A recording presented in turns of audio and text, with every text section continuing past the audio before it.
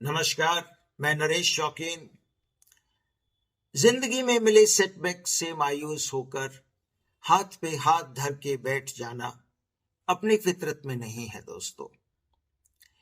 My blunders while preparing for the civil services exam, no doubt, had severely messed up my career.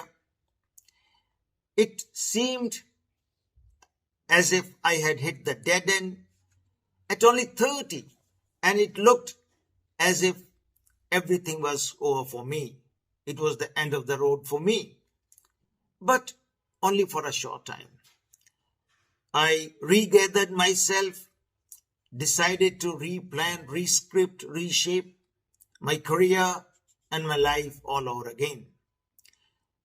और जो सबसे पहला option मेरे सामने था वो बिजनेस का था.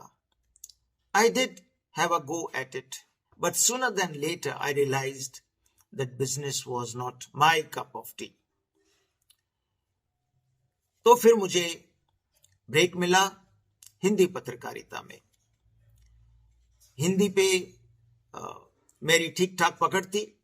10वीं क्लास तक मैंने हिंदी पढ़ी थी, लेकिन जिस हिंदी दैनिक में मैंने काम किया उनको आवश्यकता थी एक ऐसे रिपोर्टर की जिसकी इंग्लिश भाषा पे भी अच्छी खासी पकड़ हो. और मेरी इंग्लिश लिटरेचर में पीजी करना वहां काम आया. 1995 से लेकर अक्टूबर 2002 मेरी शानदार इनिंग्स रही उस अखबार में. मैंने आखिर में चीफ रिपोर्टर के तौर पर भी काम किया. लेकिन 1999 में मैंने ये फैसला किया कि मुझे दिल्ली यूनिवर्सिटी में टीचिंग प्रोफेशन में जाना है. उसके लिए मुझे दोबारा से एमए का एक पेपर इंप्रूव करना पड़ा ताकि जो मिनिमम एलिजिबिलिटी थी 55% यूआर कैटेगरी के लिए वो मेरे हो जाए. मैंने दोबारा से एक पेपर दिया, इंप्रूव किया और 2000 में ऐसा मौका मिला कि मुझे डीयू के कॉलेज में बतौर एडहॉक काम करने का मौका मिला. और वो एक ऐसा टाइम था जब मैं शाम को अखबार में काम करने जाता था और मॉर्निंग में मैं कॉलेज में एज एन एडहॉक टीचर काम करता था. ये जो एडहॉक का डिस्कोर्स है डीयू में, ये इट्स अ ह्यूज डिस्कोर्स. मैं उस पर ज्यादा विस्तार से बात इसलिए नहीं करूंगा कि हजारों टीचर्स 5 साल से लेके 10 साल, 15 साल, 20 साल तक डीयू में एडहॉक काम करते रहे हैं. ये 1 साल पहले ही परमानेंट अपॉइंटमेंट्स, रेगुलर अपॉइंटमेंट शुरू हुई हैं और हजारों लोग, हजारों टीचर जो एडहॉक काम कर चुके थे उन्हें परमानेंट सिलेक्शन का मौका मिला है. तो उस पे तो एक अच्छा खासा नावल लिखा जा सकता है, क्योंकि हर एडहॉक की डीयू में एक अलग ही कहानी है. खैर, मैंने अखबार में और उस कॉलेज में साथ साथ काम किया और उस टाइम मैंने ये रियलाइज किया कि अगर मैं दोनों जॉब्स को कंपेयर करूं, एक जर्नलिस्ट की जॉब को और दिल्ली यूनिवर्सिटी में एक टीचर की जॉब को, तो मुझे लगा कि I would go for the teaching profession. और उसके लिए जरूरी था कि मैं यूजीसी नेट क्लियर करूं. कई बार कई चांस लिए, नहीं कर पाया.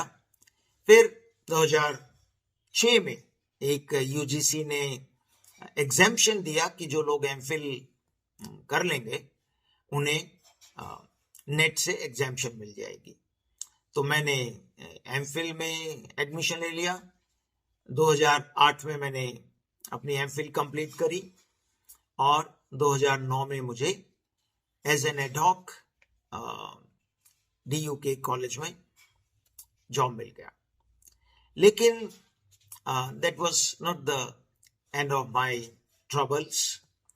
और 2009 में मैंने ज्वाइन ही किया था कि UGC ने ये फैसला किया कि जो एडहॉक काम कर रहे हैं एमफिल के बेस पे, उन्हें भी नेट क्लियर करना पड़ेगा, और वो रेट्रोस्पेक्टिव इफेक्ट से लागू उन्होंने कर दिया।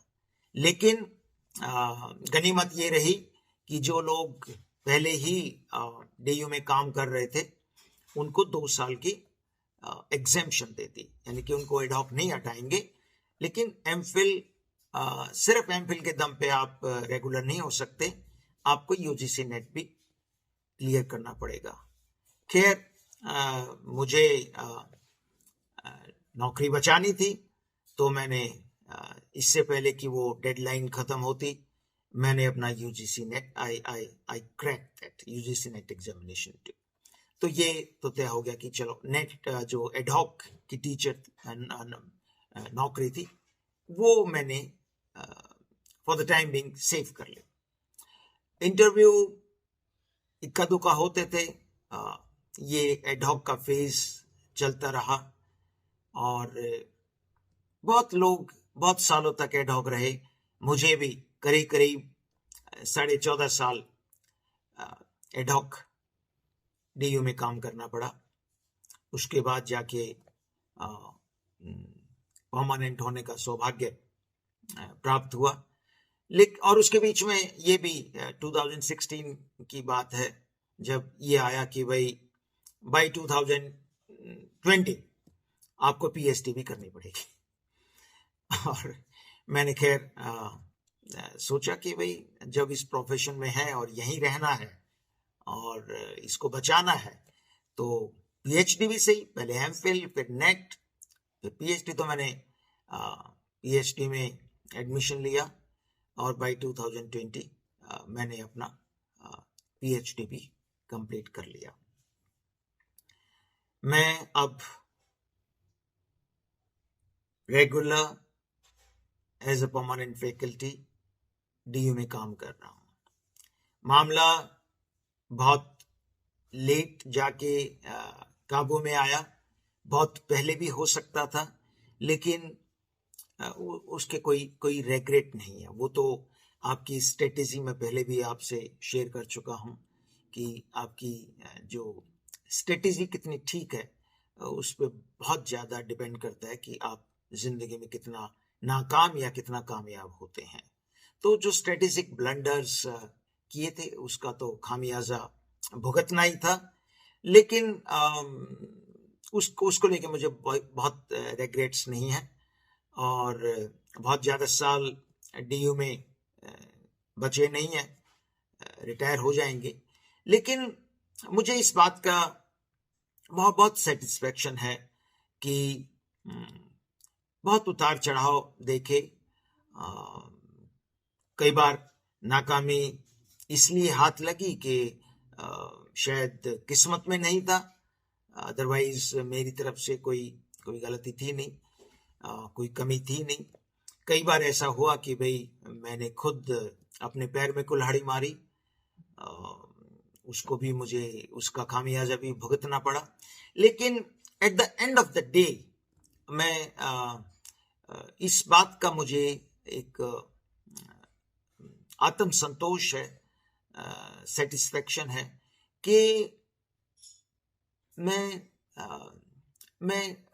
हार के बैठा नहीं। टेम्परेरी सेटबैक्स लगे, कुछ देर तक मैं मायूस भी हुआ, लेकिन अल्टीमेटली मैं उठ खड़ा हुआ। और जैसे वो एक ग्रीक मिथ है कि जो फिनिक्स, जो एक पक्षी होता है, सूरज को छूने की कोशिश में वो बार बार भस्म हो जाता है जल के, और फिर बहुत अरसे बाद उस राख से दोबारा जन्म लेता है, फिर दोबारा सूरज को छूने की कोशिश करता है। तो वो एक मोटिवेशनल स्टोरी है कि कई बार मुझे ऐसा लगा कि अब सब कुछ खत्म हो गया, करियर खत्म हो गया, अब इसमें से निकल पाना बहुत मुश्किल होगा।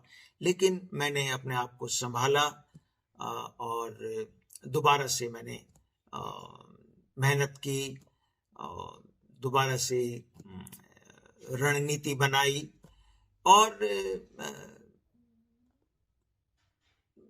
कामयाबी, मैं ये तो नहीं कहता कि भाई मैं सब कुछ मैंने अचीव कर लिया, लेकिन ठीक है, आई एम सेटिस्फाइड कि ये तो सारी जिंदगी जब तक आपकी सांसें चल रही है आपको कुछ ना कुछ करते रहना है। लेकिन पार्शियल फेलियर्स, एब्सोल्यूट फेलियर्स कुछ नहीं होते, एब्सोल्यूट सक्सेस भी जिंदगी में कुछ नहीं होती, दोनों साथ साथ चलते हैं। लेकिन आपके जो एफर्ट्स हैं, जो आपके सिंसियर एफर्ट्स हैं, आपके ऑनेस्ट एफर्ट्स हैं, वो आपको करते रहना चाहिए। ये मैंने जिंदगी में सीखा और जिंदगी ने ये भी सिखाया कि मैं इस बात पे बहुत ज़्यादा यकीन करता हूँ कि हमेशा आप नाकाम होगे ये संभव नहीं है, और आपकी मेहनत हमेशा विफल रहेगी ये भी संभव नहीं है। आपकी मेहनत, आपकी ईमानदारी, आपके ऑनेस्ट एफर्ट्स, वो हमेशा कभी ना कभी वो आप कामयाबी आपकी झोली में जरूर डालेगी। इसलिए हिम्मत नहीं हारनी चाहिए और आदमी को लगे रहना चाहिए। यही हमारी संस्कृति यही सिखाती है, हमारे समाज ने हमेशा से यही हम सीखते आए हैं। मैंने एक सीरीज ऑफ वीडियोस अपलोड की हैं, अपनी जिंदगी के जो एक्सपीरियंस है वो मैंने शेयर किए हैं, इस इंटेंशन के साथ कि शायद कुछ जो युवा हैं, अगर उन्हें मौका मिला है इन वीडियोस को देखने का, तो शायद वो मोटिवेटेड फील करेंगे, इंस्पायर्ड फील करेंगे और हिम्मत नहीं हारेंगे जिंदगी में जो सेटबैक्स लगते हैं, क्योंकि वो तो होंगे, इनएविटेबल है कि आपको जिंदगी में उतार चढ़ाव वो आप उनका सामना आपको करना पड़ेगा। तो अगर कुछ चंद युवा भी मोटिवेटेड फील करेंगे तो मुझे लगेगा कि भाई मेरा काम पूरा हो गया। जो मेरा मकसद था अपनी लाइफ एक्सपीरियंसेस को शेयर करने का, वो फुलफिल हो गया। नमस्कार।